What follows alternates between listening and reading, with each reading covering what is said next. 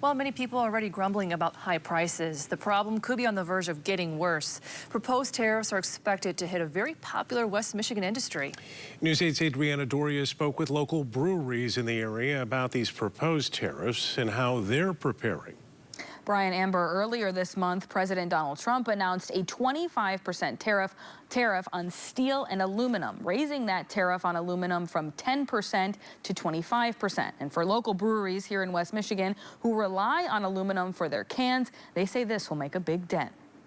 It just is problematic in terms of running a business. Ongoing uncertainty for breweries across West Michigan as proposed aluminum and steel tariffs are imminent. It just creates a period of not knowing how to proceed and not knowing exactly how much money you should spend, how much money you should take and keep in reserve. For Joel Bierling, the owner and CEO of Beer Distillery and Brewery in Comstock Park, who relies on aluminum for their canned brews. Here's a few of our cans that we have. The tariffs create an additional challenge. We just have to roll the punches, but certainly this is not a punch that I thought we'd have to roll with.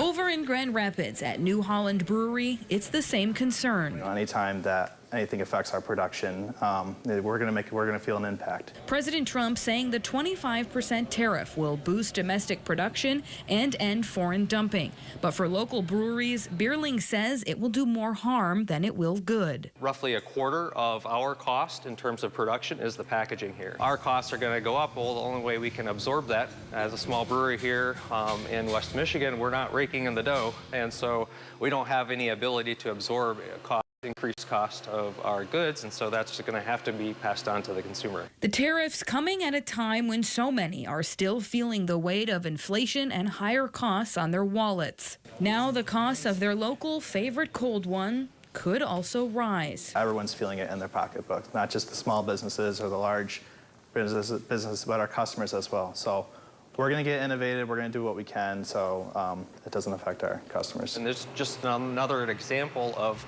them having and us having to pay more and then them having to pay more for the product. And you just can't keep doing that. At some point, things are going to break and people are not going to spend as much, or they're going to cut back their spending because they have to.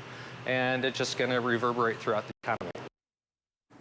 In a Truth Social post this morning, President Trump discussed the proposed tariffs in Mexico, China, and Canada, saying that if the drugs coming into this country do not stop, that, quote, the proposed tariffs scheduled to go into effect on March 4th will indeed go into effect as scheduled.